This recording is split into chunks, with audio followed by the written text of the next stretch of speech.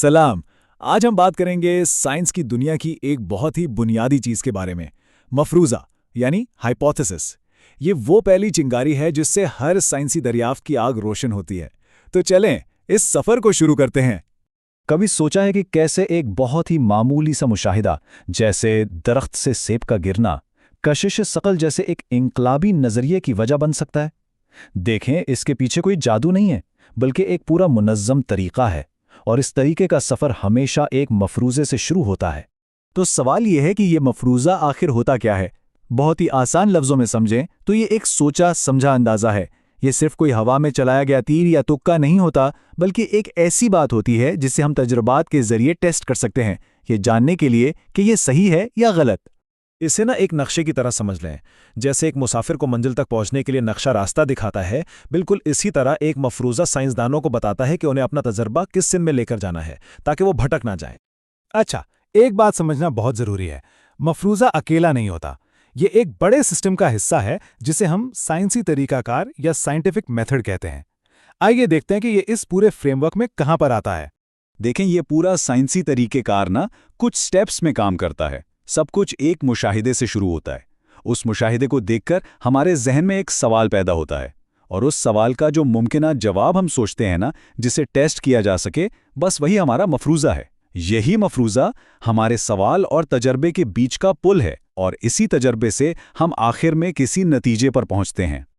लेकिन यहाँ एक मसला है। हर अंदाज़ा एक अच्छा काम का मफरूज़ा नहीं बन सकता। एक मजबूत और कारआमद मफरूज़े में कुछ ख़ास खूबियाँ होनी चाहिए जो उसे काबिल अमल बनाती हैं।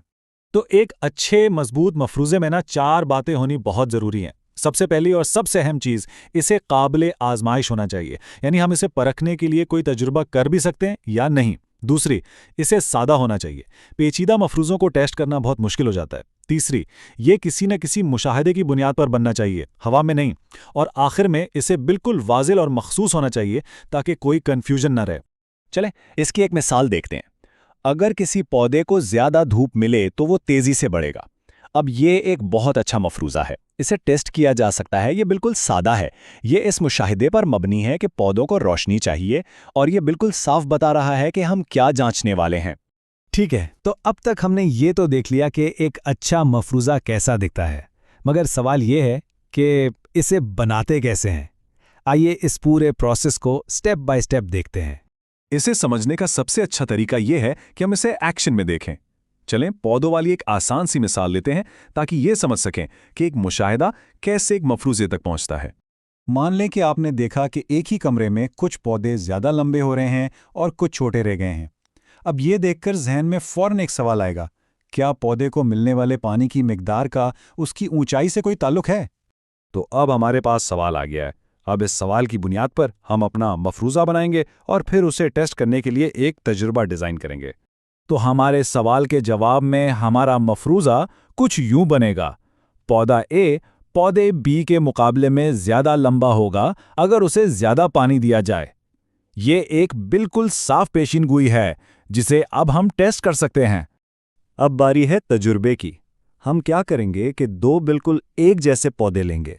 हर चीज़ सेम रखेंगे, धूप, मिट्टी, सब कुछ। बस फ़र्क रखेंगे पानी की मिकदार का, ताकि हम सिर्फ और सिर्फ पानी के असर को ही जांच सकें। कुछ वक्त बाद जब तजुर्बा मुकम्मल हो जाएगा तो हम देखेंगे कि नतीजा क्या निकला। अब जरा इस चार्ट को देखें। यहाँ साफ नजर आ रहा है कि पौधा ए, जिसे हमने ज्यादा पानी दिया था, वो पौधे बी से काफी लंबा हो गया। ये तस्वीर हमें नतीजा निकालने में मदद दे रही है। तो इस डेटा को देख के हम क्या कह सकते हैं? यही कि हमारे शवाहिद हमारे मफरूज़े को सपोर्ट कर रहे हैं। जिस पौधे को ज्यादा पानी मिला वो वाकई लंबा हो गया, यानी हमारा शुरू का अंदाजा ठीक निकला। और ये सबसे अहम बात है, मफरूज़ा साइंस का आगाज़ है, इसका अंजाम नहीं। अगर ये सही साबित हो जाए तो बहुत अच्छा, इससे आगे तहकीक के नए रास्ते खुलते हैं। लेकिन अगर ये गलत भी साबित हो जाए ना, तो ये नाकामी नहीं है, बल्कि ये भी एक तरह की कामयाबी है। ये हमें बताता है कि ये रास्ता गलत था और हमें कुछ नया सोचने पर मजबूर करता है। तो ये था मफरूज़े का एक छोटा सा तारुफ। अब जरा सोचिए, हमारी अपनी जिंदगी में रोजमर्रा में ऐसे कौन से सवाल हैं जिन्हें हम एक टेस्ट करने के काबिल मफरूज़े में बदल सकते हैं, ताकि हम अपने आसपास की दुनिया को और बेहतर तरीके से समझ सकें। तो दोस्तों, आज का हमारा टॉपिक था हाइपोथेसिस। सोचो, टेस्ट करो और सीखते रहो। मिलते हैं नेक्स्ट वीडियो में। Thank you.